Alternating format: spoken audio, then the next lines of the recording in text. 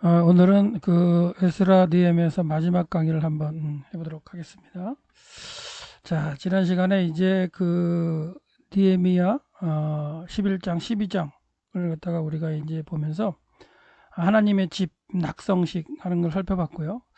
하나님의 집을 낙성식을 한 이후에 한 12년 정도 느헤미야가 총독으로 있으면서 그 통치를 하는 그런 과정 가운데에서는 아마도 신앙을 잘 지키고 그 다음에 에스라도 옆에서 잘 가르치며 그 당시에 이제 대제사장 엘리야십이 다른 상황을 갖다 버리지 못하면서 하여튼간 느헤미야의 어떤 통치력, 지도력, 그쵸, 행정력과 그 다음에 이제 에스라의 그 가르침을 통해서 엘리야십이 아마 다른 일들을 버리지 못했을 것 같아요. 그런데 이제 12년의 총독을 맡았던 느헤미야가 이제 아닥사스다하고 이제 약속한 기간이 이제 끝났는지는 몰라도 바벨론의 수산성으로 돌아가는 일이 이제 발생을 하죠.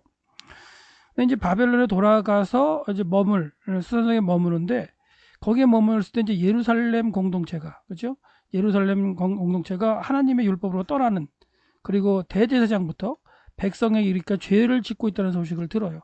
불과 돌아간 지 1년 정도밖에 되지 않은 그 시점에 그래서 느헤미야가 이제 다시 돌아오게 되는데요. 그래서 이제 재기환에서 개혁 운동을 하는 사건이 이제 느헤미야 13장에 기록되어 있습니다.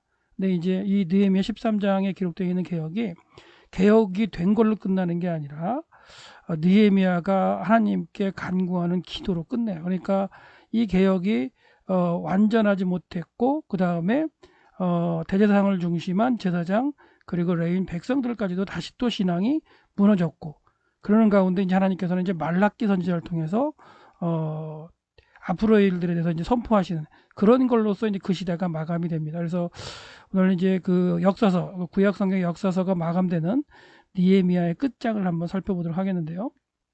자, 첫 번째 제목으로는 니에미아가 예루살렘에 돌아와 율법을 다시 개혁하는 장면이 이제 느헤미야 13장 4절부터 14절까지 기록되어 있는데 5장 14절 느헤미야 5장 14절에 보면 그 아닥사스다 그 1세 20년에 와가지고 3차로 귀환을 해서 느헤미야가 이제 그 예루살렘 총독을 맡았던 건 알 수가 있겠죠. 그리고 이제 그때로부터 12년 동안 총독을 이제 한 그런 모습이 되고 어, 그 32년에 이제 아닥사스다에게 돌아갑니다.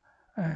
근데 이제 그 돌아간 지 얼마 되지 않고 바로 대제사장 엘리야십의 잘못된 그런 어떤 그 행정 그러니까 성전에 또다시 그 자기 어떤 그 이권이나 이런 것 때문에 이방 사람을 들이기도 하고 그러는 과정이 벌어지죠. 그래서 느헤미야가 다시 아닥스 왕의 말미를 통해서 다시 예루살렘 돌아오는 그런 과정이 벌어지는 거죠. 그래서 6절을 보시면 그때에는 내가 예루살렘에 있지 아니하였느니라. 바벨론 왕 아닥사스 32년에 내가 왕에게 나갔다. 그렇죠? 아닥사스 왕 32년에 이제 왕에게 갔다가 거기서 예루살렘의 소식을 들은 거예요. 진앙이 무너졌다는 소식을 듣고 다시 또 왕에게 이제 말미를 청하고서 다시 돌아오는 건데 이 제사장이었는데 대제사장이었죠. 대제사장이었던 엘리야십이 그 도비아를 갖다가 이제 그와 함께 결탁해가지고 성전에 이제 방들을 내어주는 그런 일들을 갖다가 벌이는 거죠. 그래서 아마도 이제 느헤미야가 통치하기 이전에도 이 대제사장 엘리야십이 도비아와 이 이권 관계가 아마 있었던 것 같아요. 그랬는데 하나님의 집인 예루살렘 성전의 방을 갖다가 이제 도비아에게 이제 내어주는 그런 과정이 보여지죠. 근데 엘리야십은 12년 동안 느헤미야 통치할 때는 이런 속내를 아마도 보이지 않았을 것 같아요. 그래서 이런 속내를 보이지 않다가 그 총독이었던 이제 느헤미야가 수선성으로 돌아가고 그리고 아마 다른 총독이 뭐 배치가 됐는지 몰라도 하여튼간 이 그 총독의 공백이 있었던 느헤미야가 신앙으로 이끌던 강력하게 통치하던 그런 사건이 사라졌을 때 느헤미야가 바로 바벨론에 돌아가자마자 어떻게 보면 친하게 지냈던 도비아를 다시 끌어들여서 성전에 있는 큰 방을 내어주는 일들이 이제 벌어지는 거죠. 구절을 한번 읽어보면 도비아를 위하여 큰 방을 만들었으니 그 방은 이제 그 방이라고 이제 그 번역을 했지만 원문에는 샴이에요. 샴이라는 것은 장소를 말하는 거고, 그다음에 거기라는 어떤 그 부사어죠. 그래서 거기에, 거기에는 뭐가 있었냐? 원래 소재물과 유황과 그릇과 또 레위 사람들과 노래한 자들과 문지기들에게 11조를 주는 곡물. 그러니까 이게 그 느헤미야가 그 성벽 하나님의 집 낙성식을 하면서 제사장들과 레위인들을 다 다시 구별을 하고 그들의 임무를 다 맡기고 백성들로부터 뭐였어요? 그 헌물을 갖다가 바쳐서 이들 하나님의 일을 하는 사람들에게 다 그 양식으로 돌아갈 수 있도록 창고를 만들어 놓고 그렇게 한 게 12년 전 일인데 그 어떤 공간을 다시 또한 이제 어떻게 보면 대제사장인 이 그 엘리야십이 도비아에게 그걸 내주는 그런 모습을 볼 수가 있어요. 그래서 그 장소가 새 포도주와 기름과 또 제사장들에 주는 거제물을 두는 곳이라는 게 보면 그러니까 이렇게 느헤미야가 바로 잡았던 그런 행정 그 성전에 있는 그 행정을 갖다가 다시 대제사장 엘리야십이 거꾸로 가게 만든 거죠. 그래서 느헤미야는 바벨론에서 이 소식을 들었죠.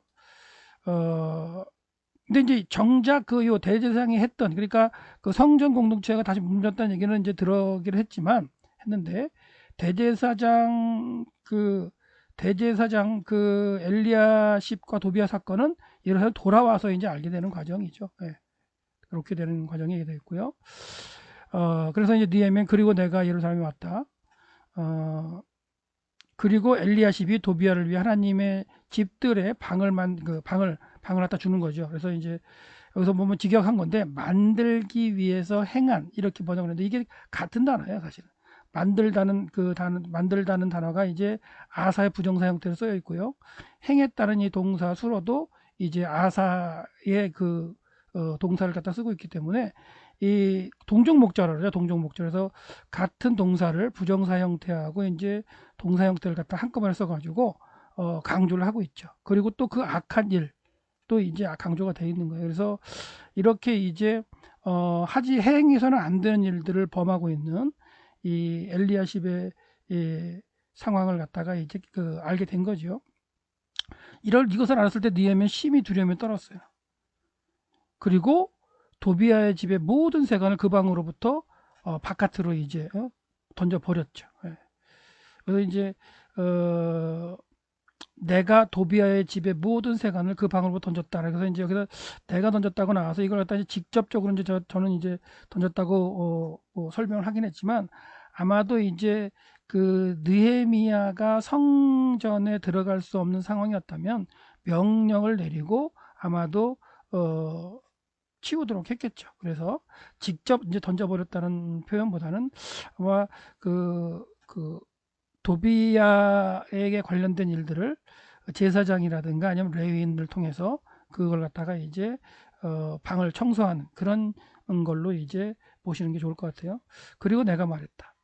그리고 그 방들이 정결케 했다. 그래서 보니 그들이 그 방을 정결케 했죠. 그러니까 성전을 갖다 출입할 수 있는 제사장이나 레위인들 이런 사람들이 했겠죠. 내가 그 하나님의 집의 그릇과 소재물과 유향을 그거 다시 돌려놓았다. 그래서 이게 이제 직접 한 거라기보다는 뭐예요? 명령을 통해서 이렇게 한 걸로 볼 수 있겠죠. 그리고 이제 레위인의 직무를 다시 회복시킵니다. 이게 무슨 말이냐면 이제 불과 그 1년도 안 되는 사이에 그렇죠? 느헤미야가 다 행정력으로 그 성전에서 일하는 걸 갖다 12년 동안 잘 잡아놨는데 잠깐 32년째 되는 그 해에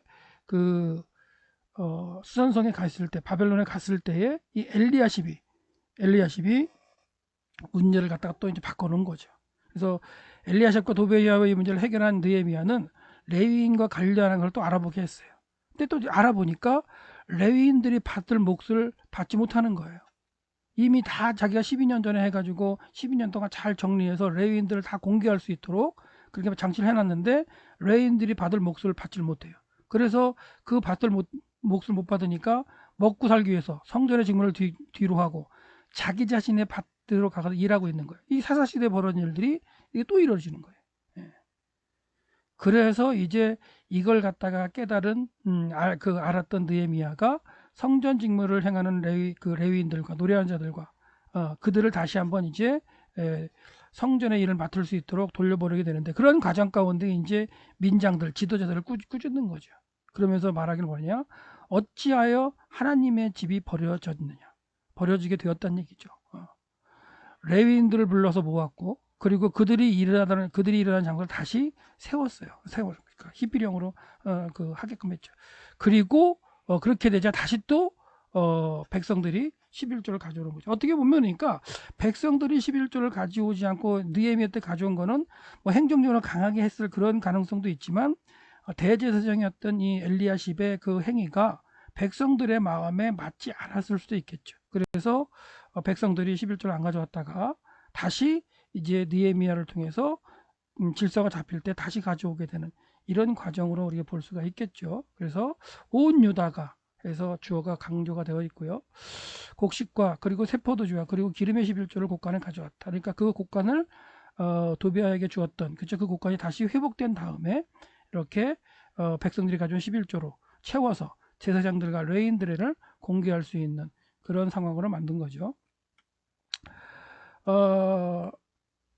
그 다음에 이제 느헤미야는 제사장 셀레미야와 서기관 사독과 그리고 레인 부다야, 어떻게 보면 그 어떤 지도자들이겠죠. 그러니까 그 그룹의 어떤 그 사람들을 갖다 뽑아가지고 창고지기를 세워두죠. 그래서 제사장 중에 셀레마, 그죠?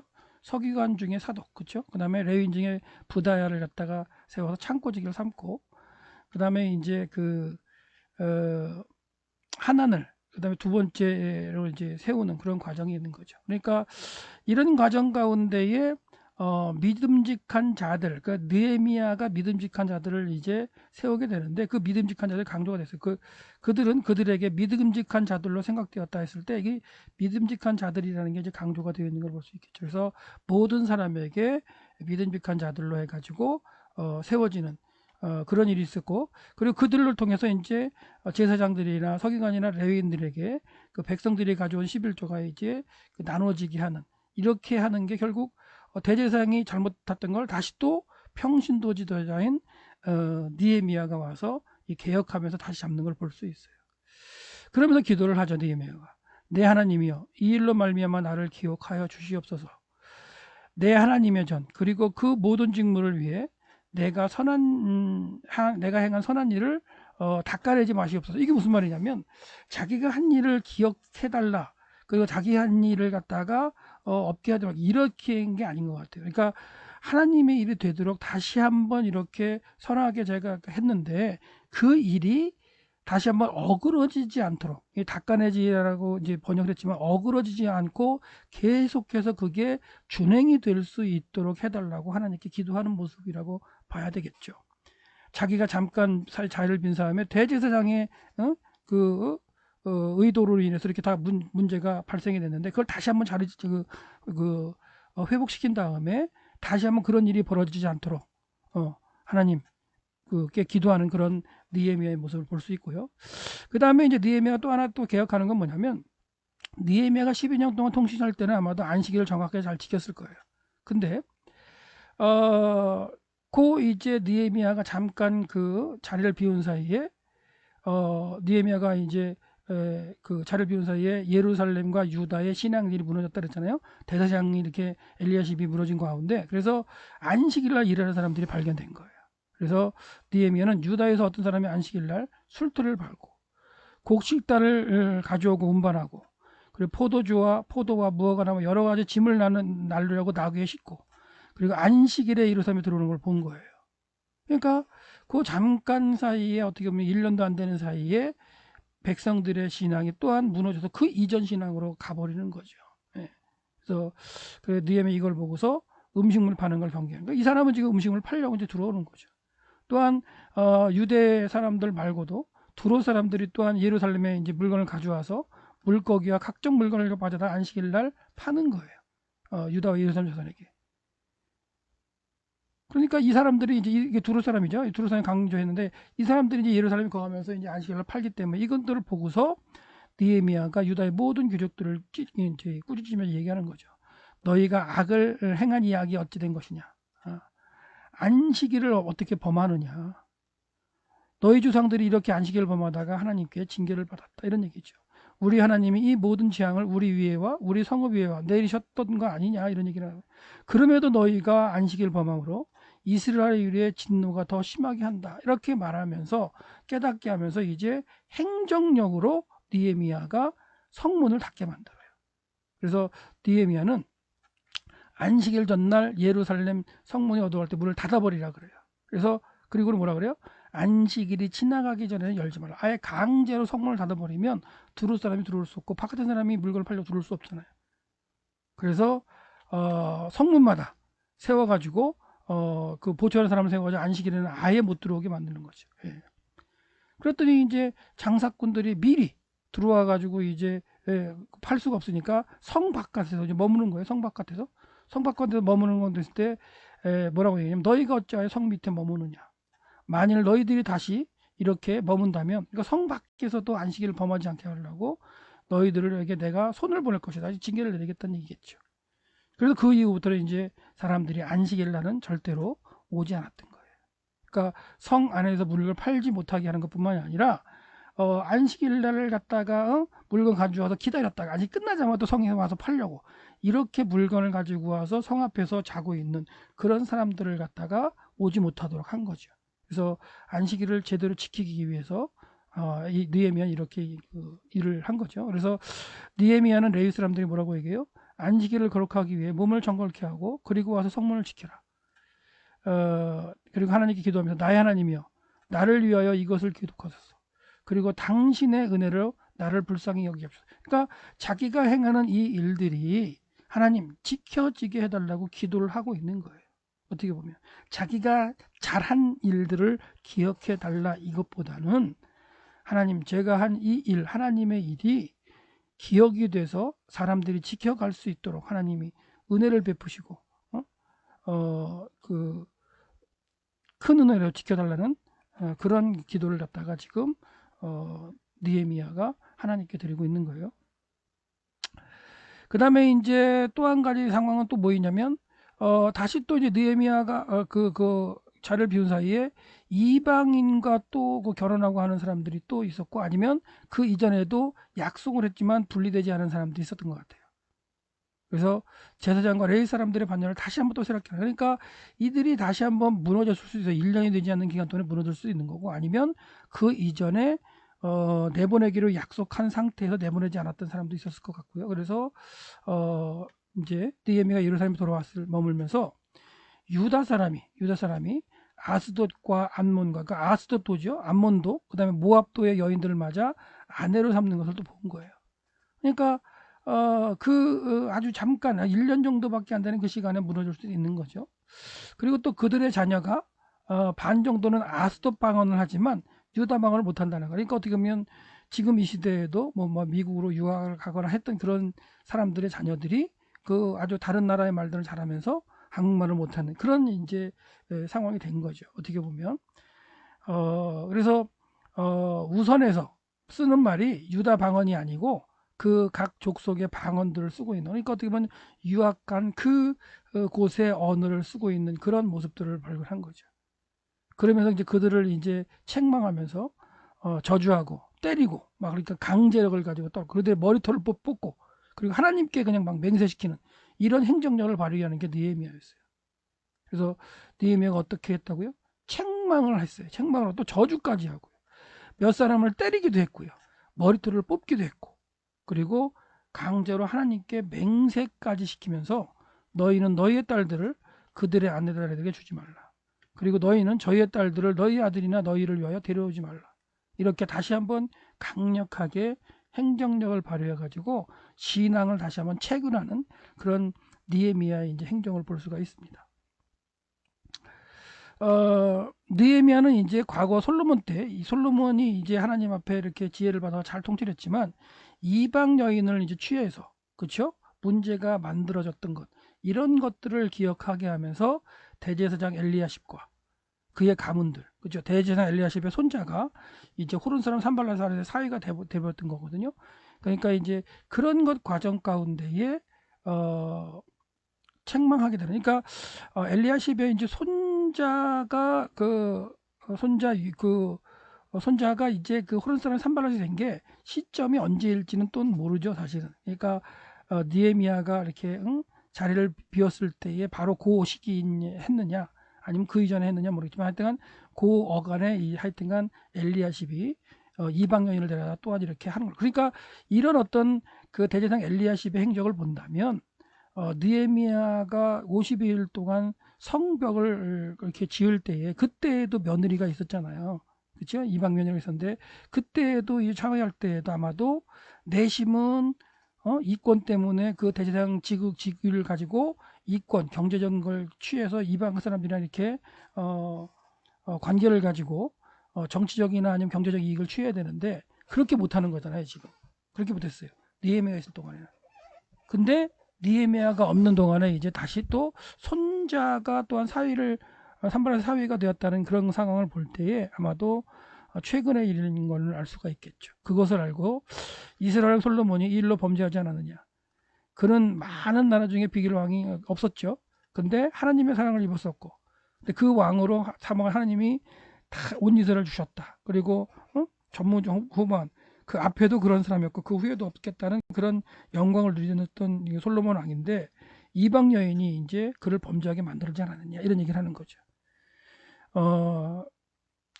그가 너희에게서 이 큰 악을 행하는 것을 어떤 우리 하나님께 죄고를 주고 있는 것을 이방 여인들이 취한 것을 들으시겠느냐. 그러니까 이제 하나님께서는 이런 걸 용납하지 너희들의 행동을 용납하지 않겠다고 말씀하시며 느헤미야 뭐라냐면 대제사장 엘리야십의 손자 요야다의 아들 하나가 산발랏의 사위가 되었다는 거 그걸 갖다가 이제 알고는 바로 떠나게 만들어 버리는 그런 이제 상황들도 행정력을 가지고 그 조치를 취하는 모습이 이제 등장하죠. 이제 마지막 구절이 이제 나오는데요. 그래서 이제 그 역사서의 마지막 에스라 느헤미야서의 마지막은 느헤미야의 기도로 끝나요. 그러니까 이렇게 느헤미야가 행정력을 가지고 정치력을 가지고서 이렇게 신앙을 돌아오도록 열심히 노력을 했지만 그 신앙은 본인들 스스로 이렇게 개혁하거나 회개하지 않고 깨닫지 못하면 행정력을 가지고 하더라도 한계가 있는 거죠. 그 행정력이 없어지면 신앙이 무너지는 거죠. 그래서 하나님의 말씀의 가르침이 중요한데요. 느헤미야 기도죠. 내 하나님이여 그들을 기억하옵소서.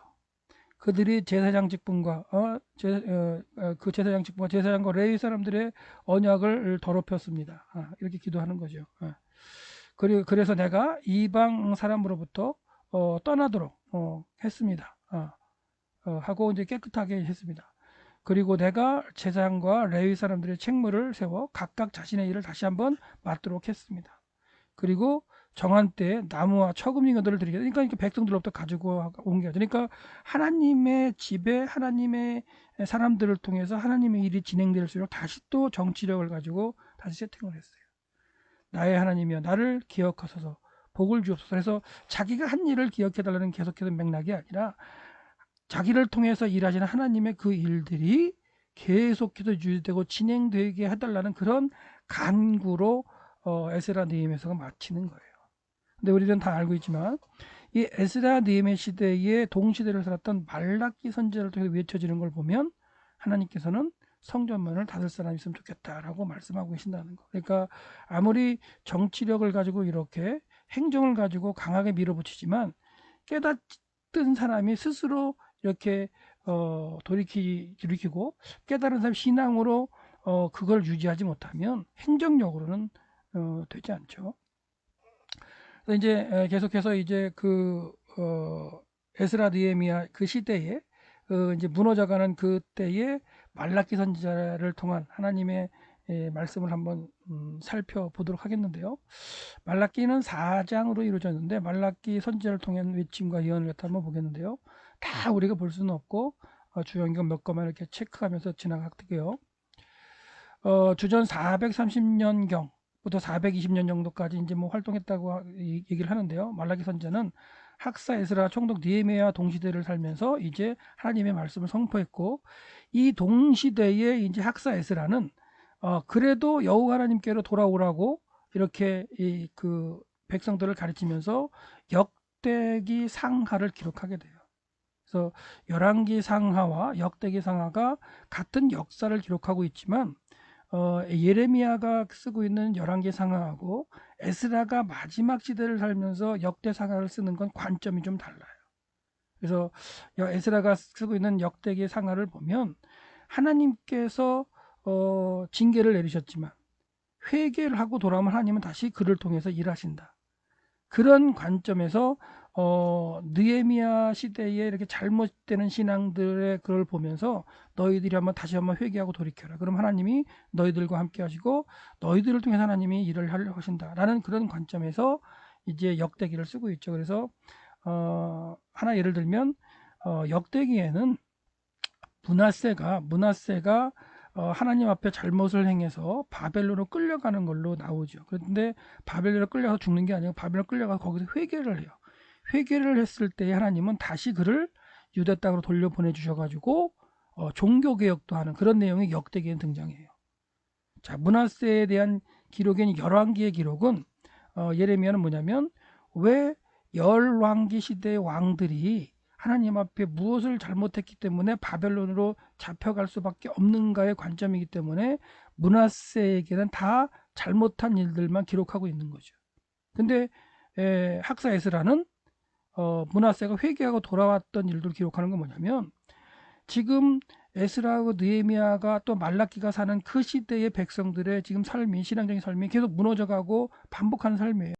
그런 상황 가운데서도 회개하고 돌아오면 하나님은 다시 한번 기회를 주니까 너희들도 한번 깨닫고 돌아와라 하는 그런 메시지 가운데, 그리고 아담 때부터 일하셨던 그 하나님이 이 시대까지도 역사하시면서 기다리시고 회개하기를 기다린다는 그런 어떤 내용의 이스라엘 백성을 향한 메시지가 이제 역대기에는 기록되어 있는 거죠. 그래서 열왕기와 역대기에 관련된 건 또 다음 시간에 다른 시간에 한번 설명드리기도 하고, 그런 시대에, 그러니까 에스라도 역대기 상하를 통해서 백성들에게 막 외치던 그 시대에, 그 시대의 왕들의 일들을 외치던 시대에 말라기 선지자가 이제 외쳤던 그 내용들을 한번 살펴보도록 하겠는데요. 말라기 선지자의 그 말씀을 통해서 하나님의 언약 백성이 율법으로 중심을 살지 못했기 때문에 그들의 현실의 삶을 이제 한번 돌이키려고 이제 메시지를 주는 거예요. 그 가운데 이제 에스라도 이렇게 왕들의 이야기, 그리고 이제 역대기 사관을 통해서 회개한 왕들, 그리고 하나님께 기도할 때 하나님이 도우셔서 승리하게 하시는 이러한 일들을 왕들의 어떤 행적을 갖다가 역대기를 통해서 설교를 하면서 가리키면서 또한 이렇게 회복시키려고 했던 그런 모습들이 있죠. 예. 그래서 말라기 선지의 초기 메시지도 한번 기회를 줘서 너희들 돌이키라는 말씀을 하고 계십니다. 근데 이제 그 당시의 백성들은 포로에서 잡혀 돌아와서 하나님의 집을 완성하고 살아가지만 그래도 페르시아의 통치는 바뀌지 않았죠. 통치 속에서 계속해서 그 현실의 문제에 부딪혀서 신앙이 또한 무너지는 그런 과정이 있었고요. 그다음에 유대 땅에 갇혀 사는 것보다는 그 주변에 있는 도들이 있죠. 암몬이나 모압이라든가 뭐 아스돗이라든가 뭐 블레시라는 그 도들이 아마도 그 페르시아의 어떤 그 발전된 어떤 정치라든가 발전된 경제라든가 발전된 문화를 통해서 접하면서 그들에게 동화되는 모습으로 살아가는 과정도 있겠죠. 그리고 바벨론에서 느꼈던 그 경험했던 그런 어떤 그 문화들이 이 유대 땅에도 자꾸만 들어오면서 그들의 어떤 신앙을 갖다가 무너뜨리는 그런 상황 가운데 여호와 하나님의 신앙에 대해서 무감각해지는 그 상황들이 되고, 그런 가운데 이제 그들의 신앙이 무너지기 때문에 예레미야 선지자를 중였던 하나님의 새 언약, 새롭게 하기로 새 언약이 다시 한번 그들을 통해서 집행되는 게 좀 어려워지게 만드는 시대가 되는 그런 모습이 되겠죠. 그리고 나중에 이제 하나님께서는 메시아의 도래와 그 메시아를 통해서 공의로 심판하시겠다는 말라기 선지자의 그 외침으로 다시 한번 이게 이제 하나님은 마무리하시는데, 그래도 말라기를 통해서 처음에는 회개하기를 이제 바라셨던 모습이 있습니다. 그래서 말라기를 통해서 하시는 첫 번째 메시지는 이스라엘을 사랑하시는 여호와 하나님이라는 걸 강조를 해요. 자, 말라기 1장 1절, 말라기를 통해 이스라엘 하나님 여호와에게 말씀하신 신탁이다라고 이제 명사문장을 선언하면서 내가 이스라엘 너희를 사랑했다 이렇게 말씀을 시작하시는 거예요. 그러나 너희는 말하기를 어떻게 주께서 우리를 사랑하셨습니까? 라고 말한다는 거죠. 에서는 야곱의 형이 아니냐. 나 여호와가 말하노라. 그리고 내가 야곱을 사랑했다. 그리고 내가 에서를 강조하면서 미워했다. 이렇게 말씀하고 계시죠. 그러니까 이스라엘을 사랑했다는 거죠. 내가 그의 산들을 황무지로 두었고 그의 유업을 광야 들짐승에 주었다. 이건 뭐냐면 에서를 그렇게 만들었다는 얘기죠. 그리고 에돔은 우리가 쓰러뜨림을 그 에돔은 말하기를 뭐라고 했냐? 우리가 쓰러뜨림을 당했다. 그러나 회복할 것이다. 그리고 황폐된 곳을 쌓을 것이다. 이렇게 이제 말하고 있다는 거죠. 말하고 있지만 만군의 여호와가 이르노라 내가 그것을 또 할 것이다. 그러니까 지금 에돔이라는 도도 그들이 이제 그 페르시아의 정책 가운데 다시 한번 세워지고 이런 일들도 벌어지는 거죠. 사실은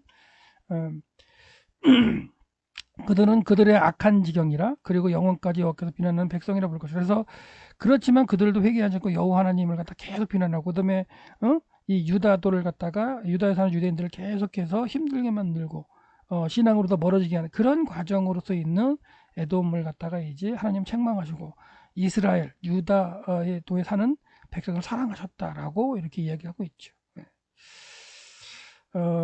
그래서 내가 그들을 할 것이다라고 이제 강조가 되어 있는데요.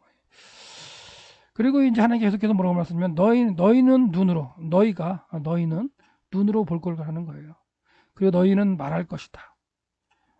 여호와께서는 이스라엘 지경 밖에서도 크시다. 그러니까 여호와께서는 이스라엘만의 하나님이 아니라 모든 걸 통치하시는 하나님이라는 걸 너희들이 이제 보고 그렇게 이제 말할 것이라고 말씀하고 계시는 거예요.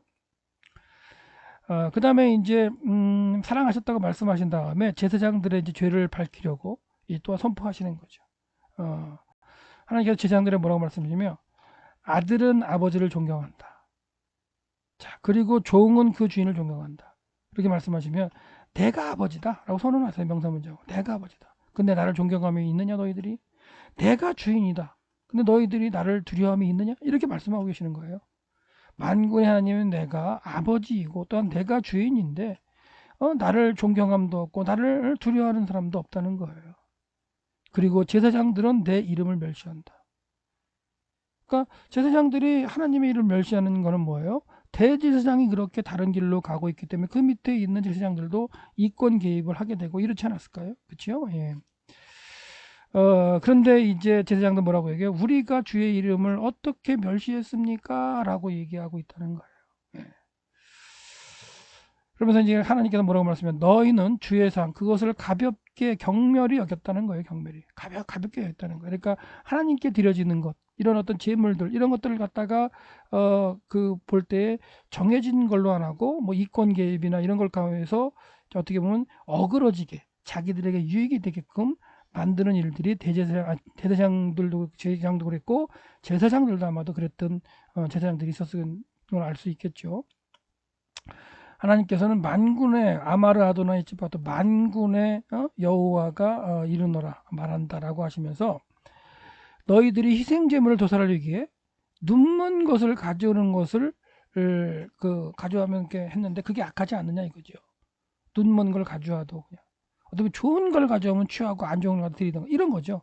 절름거리고 병든 제물을 가져오는 것이 악하지 않겠느냐. 그러니까 백성들이 이걸 가져왔다고 보기보다는 백성들은 좋은 걸 가져왔는데 그걸 바꾸어서 악한 것을 했잖아. 이런 생각을 하게 되는 거예요. 책망을 받기 때문에 세상들이.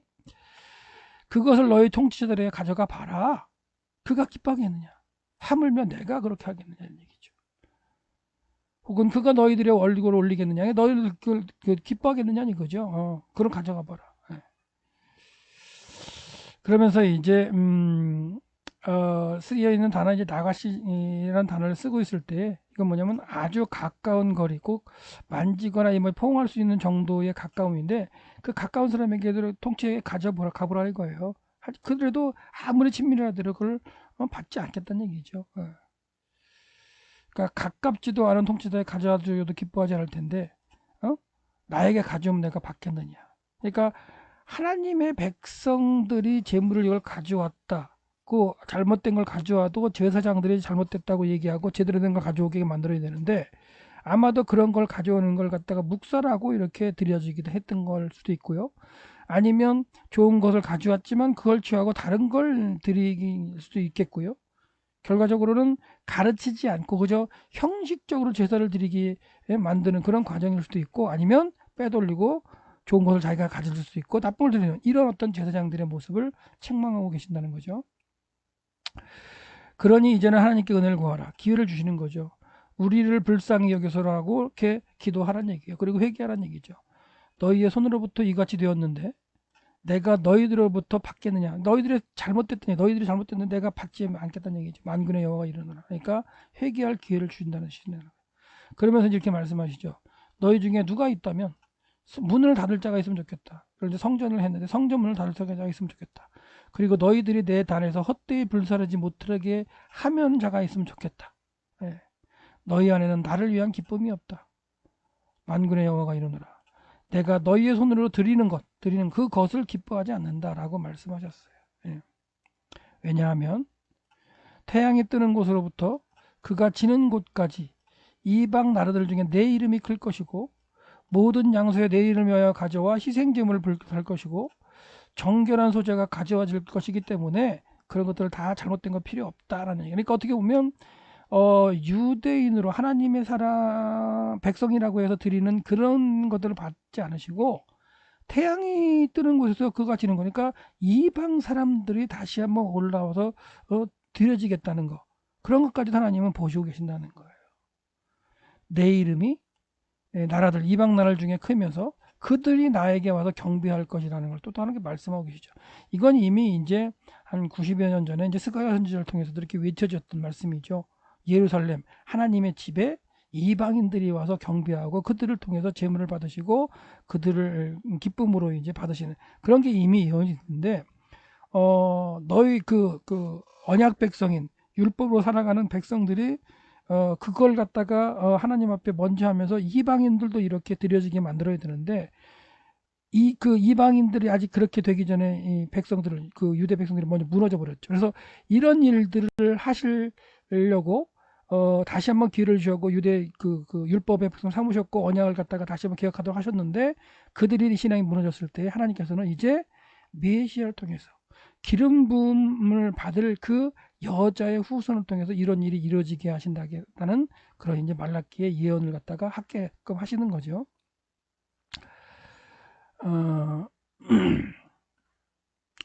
자, 하나님께서는 이방 모든 민족은 하나님을 위해 온전한 희생제물과 정결한 수제를 드릴 것이지만 이스라엘 백성은 여호와를 모독함으로 저주가 있을 것을 갖다가 선포하시는 거죠. 그러니까 앞으로 이방인들, 그러니까 그 이방인들까지도 하나님께 온전한 희생을 드려지게 하기 위해서 이스라엘 백성을 제사장으로 삼으신 거잖아요.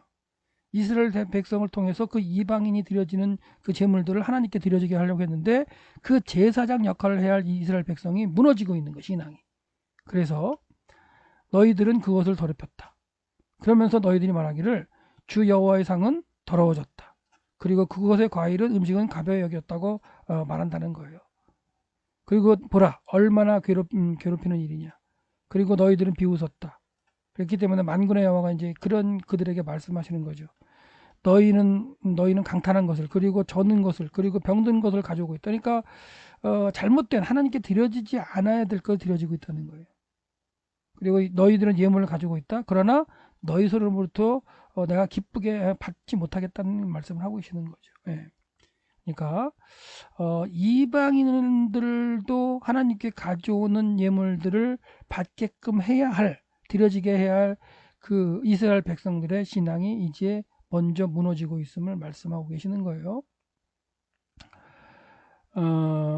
그러니 속이는 자는, 그리고 그들의 가축대에 순놈이 있는 자는 흠이 있는 것으로 서원하는 일과 그리고 내게 희생 드리는 것은 저주를 받을 것이다. 이런 얘기죠. 예.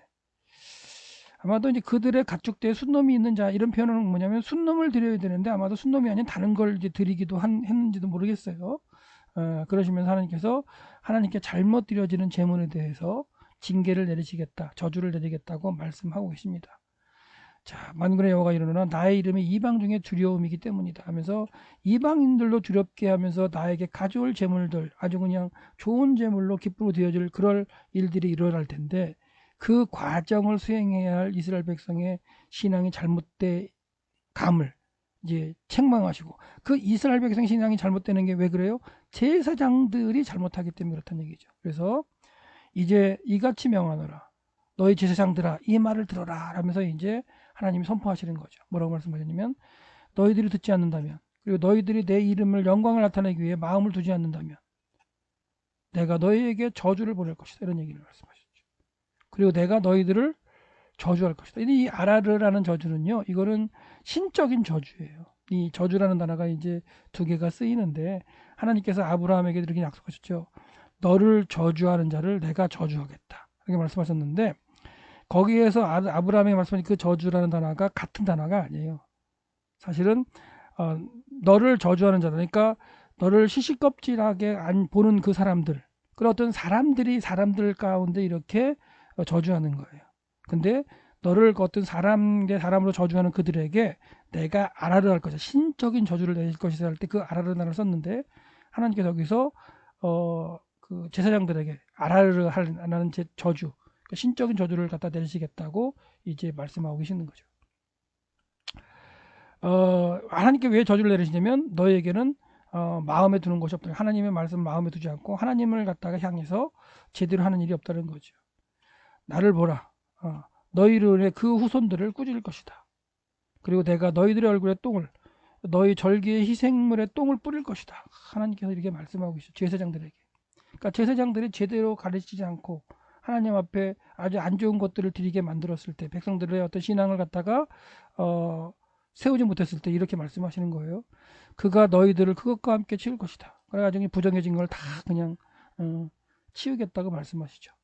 너희들은 내가 레위와 맺은 나의 언약이 계속되도록 이 계명을 너에게 보냈다는 것을 알 것이다. 그러니까 하나님의 언약이 계속 지켜지기를 바라셔서 제사장을 통해서 이렇게 가르쳐지고 이어지게 원하셨는데, 그렇게 하지 못하는 제사장들에게 하나님이 말씀하시는 거예요. 만군의 여호와 이르노라, 나의 언약은, 강조죠, 나의 언약은 생명과 평화의 언약으로 그에게 있다. 내가 그에게 경외함을 위해 주었다. 그런 나를 경외했다. 그리고 나의 이름 앞으로부터 이제 두려워했다. 진리의 율법이 그의 입에 있었다. 그리고 그는 그의 입술에서 불법을 설렸다. 그러니까 이렇게 이제 행했어야 되는 건데, 지금의 제사장들은 이렇게 행하지 못하는 거죠. 그는 평화와 올바름과 나와 함께 동행했다. 그리고 많은 사람들을 죄로부터 돌아서게 했다. 이렇게 하게끔 하기 위해서 언약을 세우고 하나님이 일을 해오셨는데, 제사장들, 지금의 제사장들은 그렇게 못하는 거죠. 이는 제사장의 입술은 지식을 지켜야 할 것이고, 그렇죠? 사람들이 그 입으로부터 율법을 요구하는, 그러니까 제사장들이 가르쳐야 되는 거예요. 제사장들이, 제대로 된 제사장들이. 이런 게 결과적으로 하나님이 원하시는 제사장이고 여호와의 사자이라는 얘기죠. 근데 지금의 이 말씀을 듣고 있는, 책망을 듣고 있는 제사장들은 그렇게 하지 못했다는 거죠. 그러나 너희는 그 길에서부터 빗나갔다. 그리고 너희는 율법으로 많은 사람을 넘어지게 했다. 오히려 율법을 지키게 해야 되는 율법을 가지고 넘어지게 만드는 거죠. 너희는 레위의 언약을 범했다. 만군의 여호와가 이르노라. 그러므로 나, 하나님께 강조하신 거예요. 이거 안위를 안 써도 되는데 1인칭 대명사를 써가지고 강조하시면, 나 또한 너희가 나의 도를 지키지 않고 율법으로 얼굴을 들어올릴 때 모든 멸시와 천대를 받게 했다. 이렇게 말씀하시면서 제사장들을 이제 책망하는 그런 과정이 있었습니다. 그 다음에 이제 또한 그 제사장을 책망하신 그 하나님께서는 이스라엘 백성들의 잘못된 결혼 생활에 대해서도 이제 선포하시는 거죠. 자, 뭐라고 말씀드냐? 우리는 모두에 하나님마저 있지 않느냐? 한 하나님께서 우리를 지으셨다. 어찌하여 우리가 자기 형제의 거짓을 행하느냐? 그 유다도 거짓을 행했다. 그리고 이스라엘도 뭐 가증한, 예루살렘 가운데 가증한 일을 행했다. 이렇게 말씀하시면서요. 그들의 이제 그 잘못된 일들을 갖다가 책망하시면서 하나님께서 이제 말씀하시는 여기였죠. 여호와께서 너와 내가 그녀에게 거짓을 행했던 너의 젊었을 때의 아내들 사이에 증인 역할을 하셨다. 그러니까 무슨 말이냐면, 하나님께서 이렇게 잘못했던 그 과거에 그 조상들이 했던 일들이죠. 그리고 이제 그 조상들에게 하나님께서 아내로서 이렇게 계약을 하셨는데, 그 잘못된 그 이방인으로 인해서 타락했던 그 무너지는 그런 신앙 가운데 하나님의 배우자로서부터 이제 잘못된 그런 걸 책망하시는 과정 가운데 있는 거죠.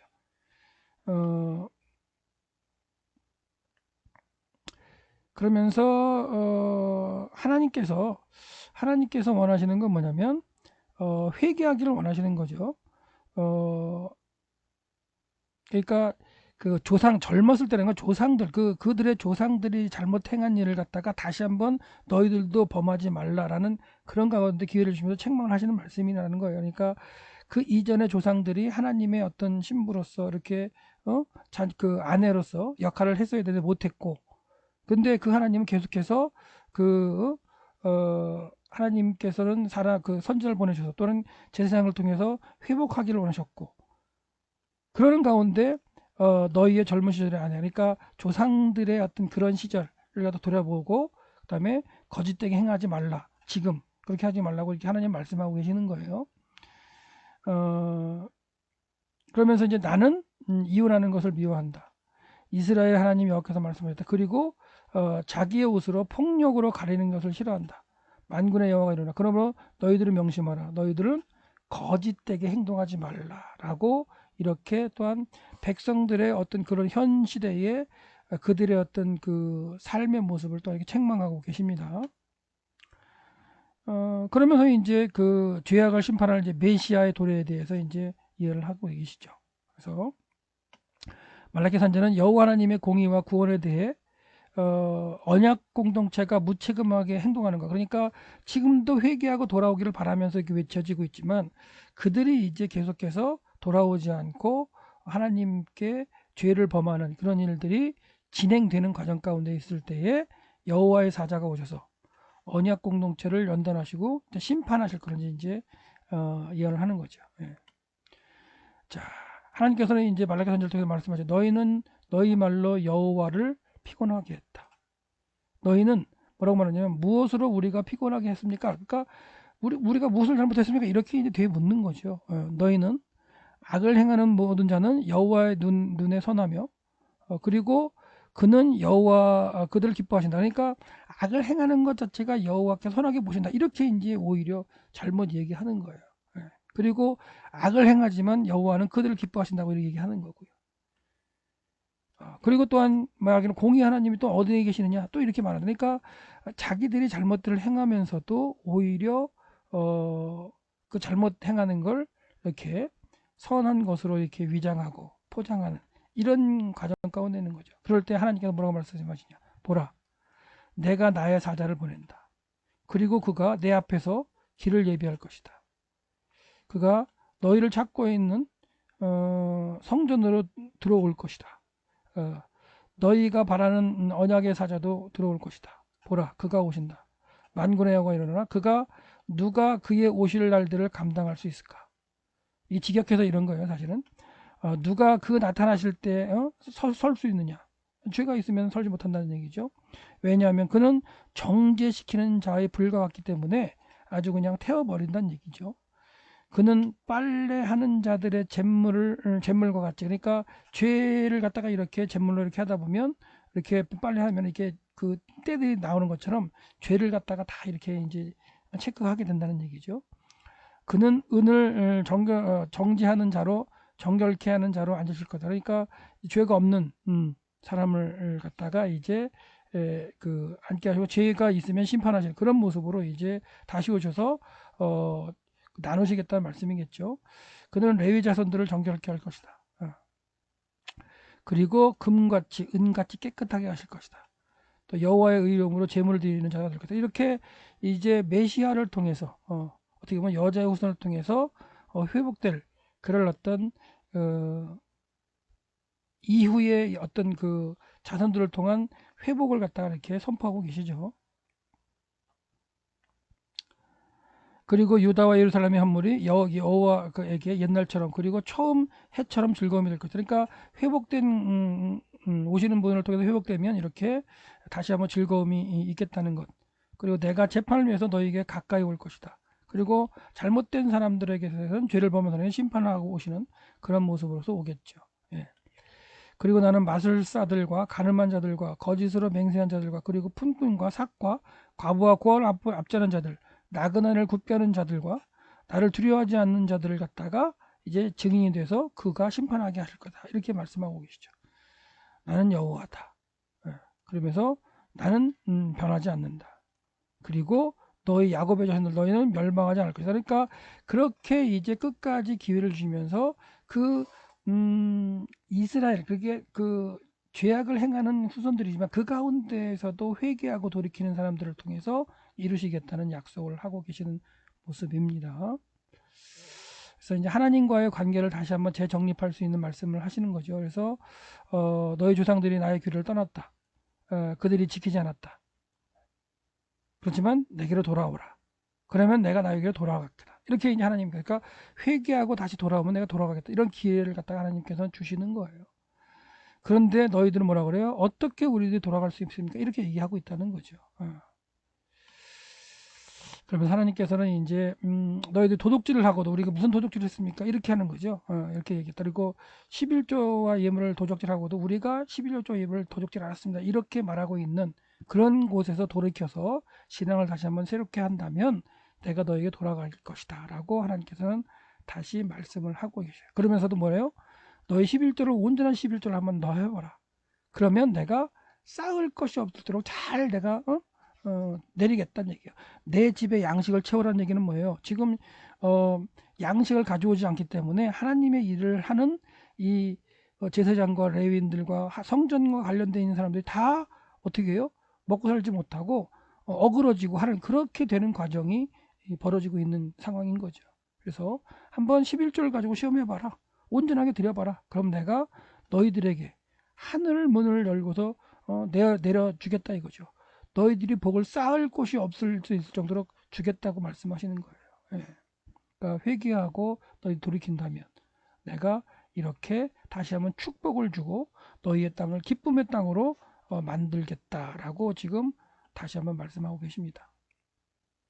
그럼 마지막에 이제 악인의 결국 돌이키려 한 다음에 이제 어떻게 되느냐에 대해서 말씀하시는데요. 하나님은 돌이키라고 계속 말씀하시지만 우리가 어떻게 당신을 대항하여 말했습니까? 라고 반문하면서 회개하려고 하지 않고 있죠. 그랬을 때 하나님께서 이제 말씀하시는 건 뭐냐면 보세요. 만군의 여호와가 내가 이르노라. 내가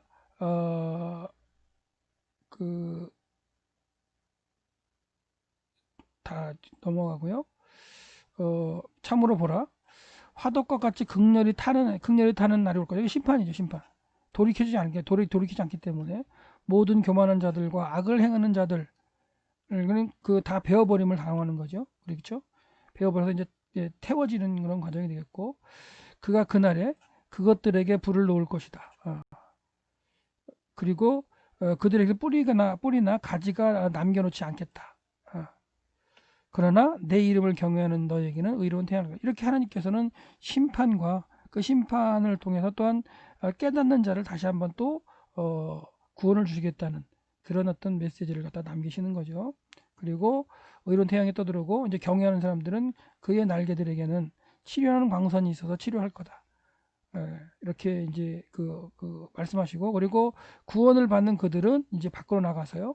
그리고 외양간의 총알처럼 막 뛰어다니는 거죠.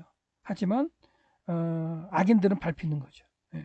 누구를 통해서 회개한 그 백성들을 통해서 악인들은 이제 밟힘을 당하는 거고 그 악인들이 너희의 발바닥 밑에 있는 재와 같이 이제 밟히게 되고 근데 이제 그 행하는 날이 앞으로 있을 것이라고 이제 이렇게 되는 날이 있을 것이 하나님께서는 말라기 선지자를 통해서 외치고 계십니다. 그러면서 이 일이 이루어질 때에 있는데 엘리야 선지자가 먼저 오겠다라고 또 예언을 하시는 거예요. 그래서 하나님께서는 여호와의 크고 두려운 날이 오기 전에 엘리야 선지자를 보내겠다고 말씀하셨어요. 그래서 뭐라고 말씀하시냐면 너희는 나의 종 모세의 율법을 기억하라. 곧 내가 호렙산에서 너희 이스라엘을 위해서 명령했던 그 율법과 법규를 기억하라. 그렇게 말씀하시면서 하나님의 말씀을 이제 연구해보고 기억해보라는 얘기죠. 보라, 내가 너희에게 선지자 엘리야를 크고 두려운 여호와의 날이 오기 전에 보낼 것이다. 그러니까 그 심판하시거나 아니면 구원을 행하실 그분이 오시기 전에 엘리야를 보내겠다는 거예요. 그 엘리야가 그 엘리야를 보내는데 그 엘리야 그가 아버지들의 마음을 아들들에게로 그리고 아들들의 마음을 그들의 아버지에게 돌릴 것이다. 그러니까 그런 것처럼 지금 하나님께서는 아까 내가 너희들의 아비라고 말씀하셨잖아요. 그러니까 그 아버지들과 아들들의 마음이 돌이켜가지고 서로 보지 않는 그 상황을 갖다가 서로 보게끔 만드는 것처럼 이스라엘 백성과 하나님의 관계를 이렇게 만나게 하는 그런 과정으로 엘리야가 있을 것이라고 말씀하셨어요. 예. 자, 그러니까 이런 것 가운데 결과적으로 뭐예요? 예수님 오시기 전에 세례 요한이 와서 예수 그리스도 오시는 길을 광야 아라바에서 외치면서 내 뒤에 오시는 분이 나보다 더 큰 능력을 가지고 불과 성령으로 세례를 주시겠다고 외쳤던 그 세례 요한이 이제 엘리야로 왔던 건 여러분들 다 아시는 과정이 있겠죠. 그래서 하나님께서는 이 역사서가 끝나는 그렇죠? 에스라 느헤미야 시대에 끝까지 말라기 선지자를 통해서 회복할 수 있도록 이렇게 독려를 하셨다는 거 기억하시고요. 하나님의 메시지가 선포될 때에 회개하고 돌아오면 하나님은 그를 구원하시는 건 하나님의 원리라는 걸 기억하시고 또한 에스라 느헤미야 시대 또한 말라기 시대의 어떤 그 시대의 어떤 잘못되었던 그런 것들을 기억하면서 이 시대에 또한 무엇이 잘못되어 가고 있는가를 기억하시는 그리고 깨닫고 하나님 앞에 정확하게 세마여 드리는 하나님 것을 알고 하나님의 것으로 알고 하나님께 돌려드리는 그런 삶이 여러분들의 생활 가운데 나타나시기를 소망합니다. 한 학기 동안 수고하셨습니다.